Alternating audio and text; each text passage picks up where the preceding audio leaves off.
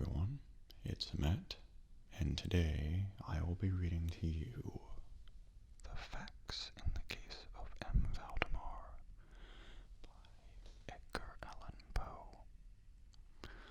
This is a somewhat creepy little short story about a man who experiments with hypnosis, and in this story he tries to perform hypnosis on a man just as he dies to see what kind of effects it may have. It's pretty interesting, but as I mentioned, it is a little creepy, so those of you who don't like creepy stuff might want to avoid it. Otherwise, I do hope you enjoy this. Fun fact about the story, though, it was originally published in a manner that implied that it was non-fiction, and at the time it caused quite a stir among some people who believed it was a real thing that actually happened. Of course, people eventually learned it was a hoax, but it must have been interesting at the time. And given that it was written in the 1800s, please forgive any mispronunciations on my part, because some of these words are not too common today. Either way, I hope you enjoy it, and let's go ahead and get started.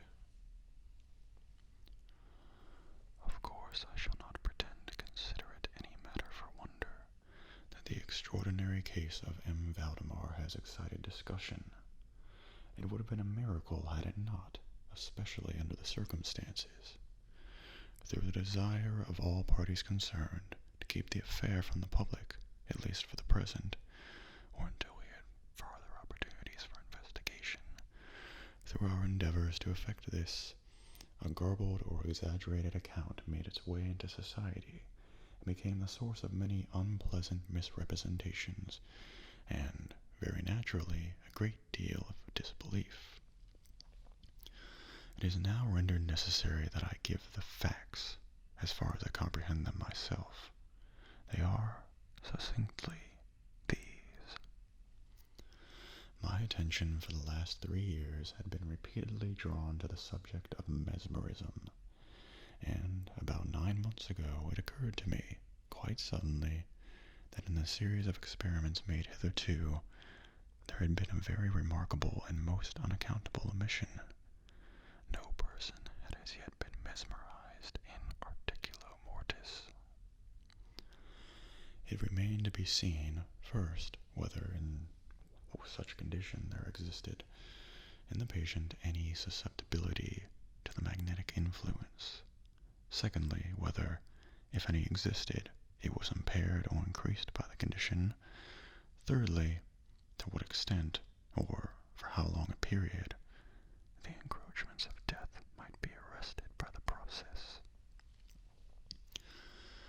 There were other points to be ascertained, but these most excited my curiosity, the last in especial from the immensely important character of its consequences. In looking around me for some subject by whose means I might test these particulars, I was brought to think of my friend, M. Ernest Valdemar, the well-known compiler of the Bibliotheca Forensica and author of the Polish versions of Wallenstein and Gargantua. M. Valdemar, who has resided principally at Harlem, New York, since the year 1839, is, or was, particularly noticeable for the extreme spareness of his person, his lower limbs much resembling those of John Randolph, and also for the whiteness of his whiskers, in violent contrast to the blackness of his hair, the latter, in consequence, being very generally mistaken for a wig. His temperament was markedly nervous, and rendered him a good subject for mesmeric experiment. On 2 or 3 occasions I had put him to sleep with little difficulty, but was disappointed in other results which his peculiar constitution had naturally led me to anticipate. His will was at no period positively or thoroughly under my control. In regard to clairvoyance, I could accomplish with him nothing to be relied upon. I always attributed my failure at these points to the disordered state of his health. For some months previous to my becoming acquainted with him, His physicians had declared him a confirmed phthisis. It was his custom, indeed, to speak calmly of his approaching dissolution as of a matter neither to be avoided nor regretted. When the ideas to which I have alluded first occurred to me, it was of course very natural that I should think of M. Valdemar. I knew the steady philosophy of the man too well to apprehend any scruples from him, and he had no relatives in America who would be likely to interfere. I spoke to him frankly upon the subject, and, to my surprise, his interest seemed vividly excited.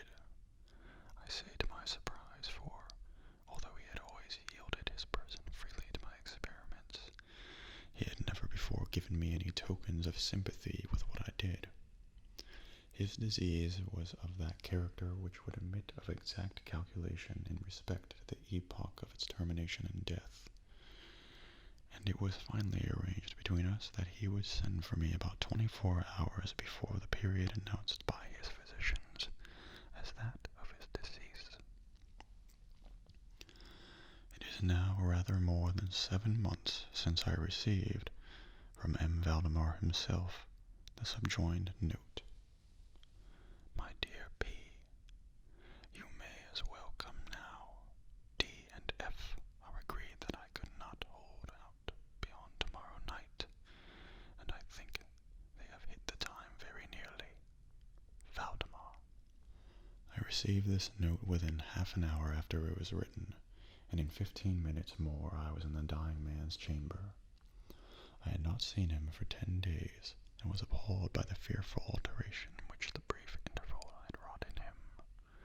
His face wore a leaden hue, the eyes were utterly lustreless, and the emaciation was so extreme that the skin had been broken through by the cheekbones. His expectoration was excessive. The pulse was barely perceptible. He retained, nevertheless, in a very remarkable manner, both his mental power and a certain degree of physical strength. He spoke with distinctness, took some palliative medicines without aid, and when I entered the room was occupied in penciling memoranda in a pocketbook. He was propped up in the bed by pillows. Doctors D and F were in attendance.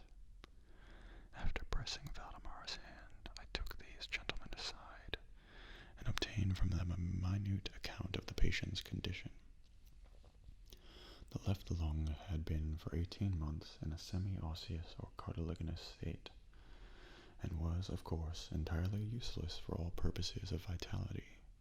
The right, in its upper portion, was also partially, if not thoroughly, ossified, while the lower region was merely a mass of purulent tubercles, running one into another. Several extensive perforations existed, and at one point permanent adhesion to the ribs had taken place. These appearances in the right lobe were of comparatively recent date. The ossification had proceeded with very unusual rapidity. No sign of it had been discovered a month before, and the adhesion had only been observed during the 3 previous days. Independently of the phthisis, the patient was suspected of aneurysm in the aorta, but on this point the osseous symptoms rendered an exact diagnosis impossible. It was the opinion of both physicians that M. Valdemar would die about midnight on the morrow, Sunday. It was then 7 o'clock on Saturday evening. On quitting the invalid's bedside to hold conversation with myself, Doctors D and F had bidden him a final farewell. It had not been their intention to return, but, at my request, they agreed to look in upon the patient about 10 the next night. When they had gone, I spoke freely with M. Valdemar on the subject of his approaching dissolution, as well as, more particularly, of the experiment proposed. He still professed himself quite willing and even anxious to have it made, and urged me to commence it at once. A male and female nurse were in attendance, but I did not feel myself altogether at liberty to engage in a task of this character with no more reliable witnesses than these people, sudden accident might prove. I therefore postponed operations until about 8 the next night, when the arrival of a medical student with whom I had some acquaintance, Mr. Theodore L., relieved me from farther embarrassment. It had been my design, originally, to wait for the physicians, but I was induced to proceed, first by the urgent entreaties of M. Valdemar, and secondly, by my conviction that I had not a moment to lose, as he was evidently sinking fast. Mr. L. was so kind as to accede to my desire that he would take notes of all that occurred, and it is from his memoranda that what I now have to relate is, for the most part, either condensed or copied verbatim. It wanted about 5 minutes of 8 when, taking the patient's hand, I begged him to state, as distinctly as he could, to Mr. L., whether he, M. Valdemar, was entirely willing that I should make the experiment of mesmerizing him in his then condition. He replied feebly, yet quite audibly, "Yes, I wish to be mesmerized," adding immediately afterwards, "I fear you have deferred it too long."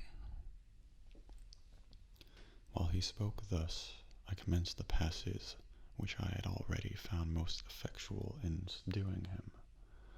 He was evidently influenced with the first lateral stroke of my hand across his forehead, but although I exerted all my powers, no farther perceptible effect was induced, until some minutes later, after 10 o'clock, when Doctors D and F called, according to appointment. I explained to them in a few words what I designed, and as they opposed no objection, saying that the patient was already in the death agony, I proceeded without hesitation, exchanging, however, the lateral passes for downward ones, and directing my gaze entirely into the right eye of the sufferer. By this time his pulse was imperceptible, and his breathing was stertorous, and at intervals of half a minute. This condition was nearly unaltered for a quarter of an hour. At the expiration of this period, however, a natural, although very deep sigh escaped the bosom of the dying man, and the stertorous breathing ceased. That is to say, its stertorousness was no longer apparent. The intervals were undiminished. The patient's extremities were of an icy coldness. At 5 minutes before 11, I perceived unequivocal signs of the mesmeric influence. The glassy roll of the eye was changed for that expression of uneasy inward examination, which is never seen except in cases of sleepwalking, in which it is quite impossible to mistake. With a few rapid lateral passes, I made the lids quiver, as in incipient sleep, and with a few more I closed them altogether. I was not satisfied, however, with this, but continued the manipulations vigorously, and with the fullest exertion of the will, until I had completely stiffened the limbs of the slumberer, after placing them in a seemingly easy position. The legs were at full length, the arms were nearly so, and reposed on the bed at a moderate distance from the loins. The head was very slightly elevated. When I had accomplished this, it was fully midnight, and I requested the gentlemen present to examine M. Valdemar's condition. After a few experiments, they admitted him to be in an unusually perfect state of mesmeric trance. The curiosity of both the physicians was greatly excited. Dr. D resolved at once to remain with the patient all night, while Dr. F took leave with a promise to return at daybreak. Mr. L and the nurses remained.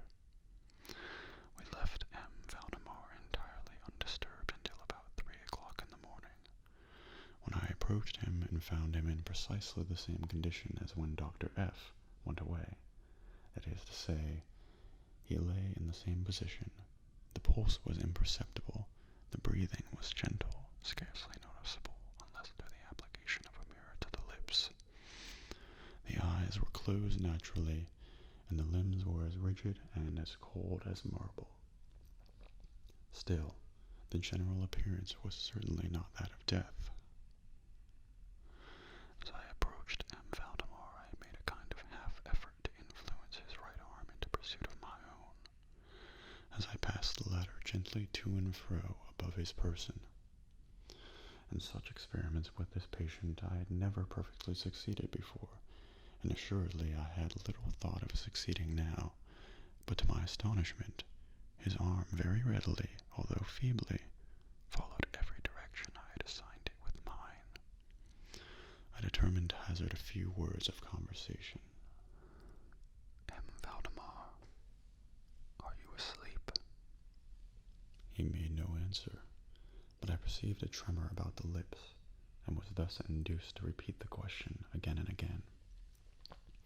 At his third repetition, his whole frame was agitated by a very slight shivering. The eyelids unclosed themselves so far as to display a white line of a ball. The lips moved sluggishly, and from between them, in a barely audible whisper, issued the words, "Yes, asleep now. Do not wake me. Let me die so." I here felt the limbs and found them as rigid as ever. The right arm, as before, obeyed the direction of my hand. I questioned the sleep-waker again. "Do you still feel pain in the breast, M. Valdemar?" The answer was now immediate, but even less audible than before. "No pain. I am dying." I did not think it advisable to disturb him farther just then, and nothing more was said or done until the arrival of Dr. F., who came a little before sunrise, and expressed unbounded astonishment at finding the patient still alive. After feeling the pulse and applying a mirror to the lips, he requested me to speak to the sleep-waker again. I did so, saying, "M. Valdemar, do you still sleep?" As before, some minutes elapsed ere a reply was made, and during the interval the dying man seemed to be collecting his energies to speak. At my fourth repetition of the question, he said very faintly, almost inaudibly, "Yes, still asleep. Dying." It was now the opinion, or rather the wish, of the physicians that M. Valdemar should be suffered to remain undisturbed in his present, apparently tranquil condition until death should supervene. And this, it was generally agreed, must now take place within a few minutes. I concluded, however, to speak to him once more, and merely repeated my previous question. While I spoke, there became a marked change over the countenance of the sleep-waker.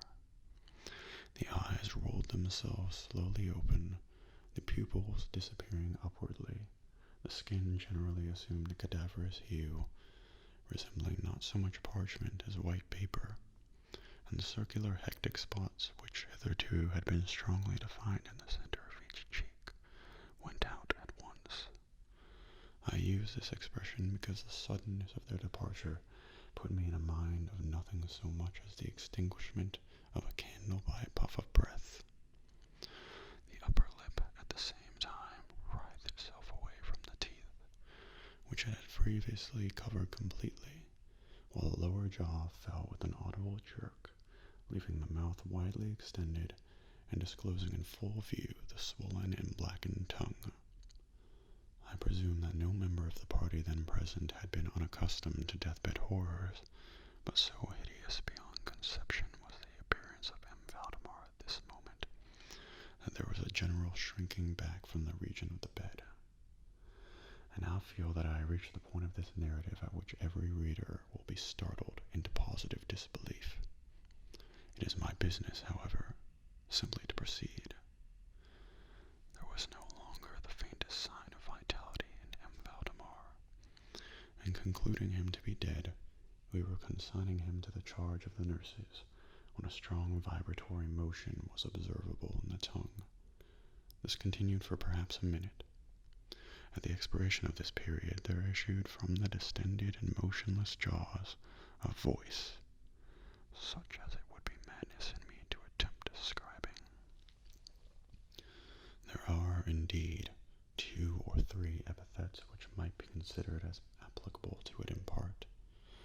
I might say, for example, that the sound was harsh and broken and hollow, but the hideous whole is indescribable, for the reason that no similar sounds have ever jarred upon the ear of humanity. There were 2 particulars, nevertheless, which I thought then, and still think, might fairly be stated as characteristic of the intonation, as well adapted to convey some idea of its unearthly peculiarity. In the first place, the voice seemed to reach our ears, at least mine, from a vast distance, or from some deep cavern within the earth. In the second place, it impressed me. I fear, indeed, that it will be impossible to make myself comprehended, as gelatinous or glutinous matters impress the sense of touch. I have spoken both of sound and of voice. I mean to say that the sound was one of distinct, of even wonderfully, thrillingly distinct, syllabification. M. Valdemar spoke, obviously, in reply to the question I had propounded to him a few minutes before. I had asked him, it will be remembered, if he still slept. He now said, "Yes, yes, yes. No, no, no, no. I have been sleeping. And now, I dead.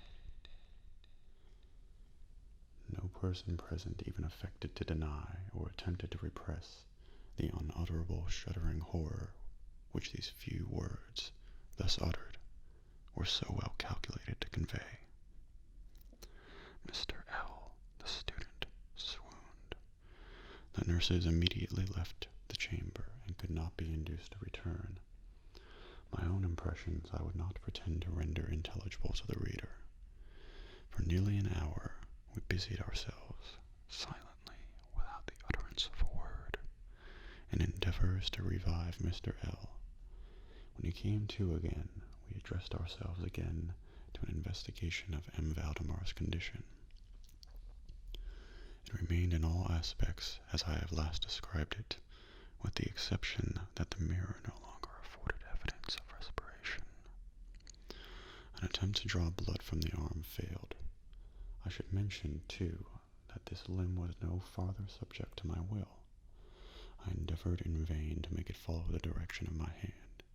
The only real indication, indeed, of the mesmeric influence was now found in the vibratory movement of the tongue, whenever I addressed M. Valdemar a question. He seemed to be making an effort to reply, but had no longer sufficient volition. To queries put to him by any other person than myself, he seemed utterly insensible, although I endeavored to place each member of the company in mesmeric rapport with him. I believe that I have now related all that is necessary to an understanding of the sleepwaker's state at this epoch. Other nurses were procured, and at 10 o'clock I left the house in company with the 2 physicians and Mr. L. In the afternoon we all called again to see the patient. His condition remained precisely the same.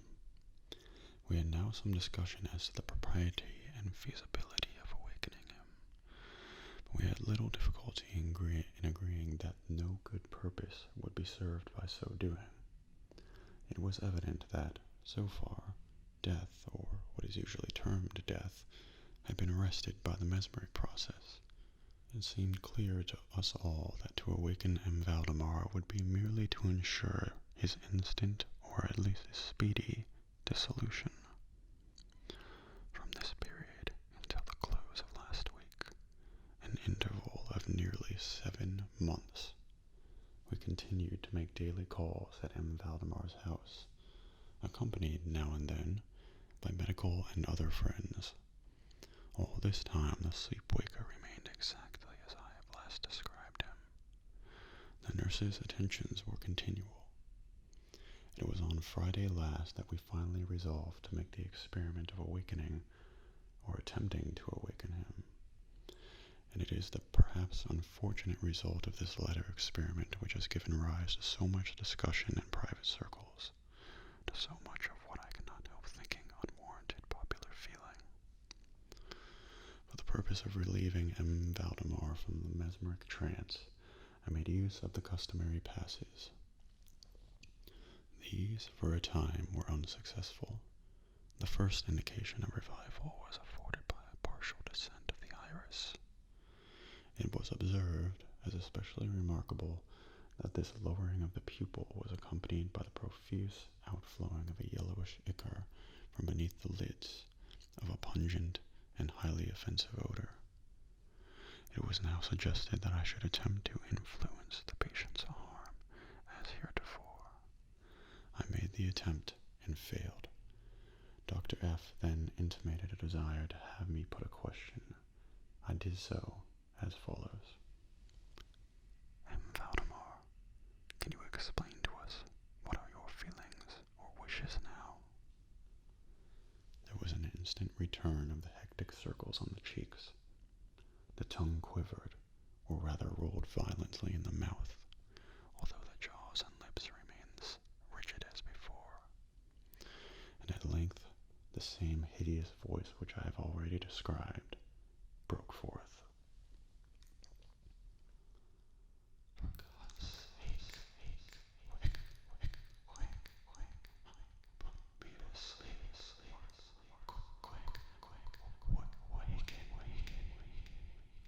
quick, I say to you, I am dead. I was thoroughly unnerved, and for an instant remained undecided what to do. At first I made an endeavor to recompose the patient, but, failing in this through total abeyance of the will, I retraced my steps and as earnestly struggled to awaken him. In this attempt I soon saw that I should be successful, or at least I soon fancied that my success would be complete, and I am sure that all in the room were prepared to see the patient awaken. For what really occurred, however, it is quite impossible that any human being could have been prepared. As I rapidly made the mesmeric passes, I made ejaculations of dead, absolutely bursting from the tongue and not from the lips of the sufferer. His whole frame at once, within the space of a single minute, or even less, shrunk, crumbled, absolutely rotted away beneath my hands. Upon the bed, before that whole company, there lay a nearly liquid mass of loathsome, of detestable putrescence. And that is it.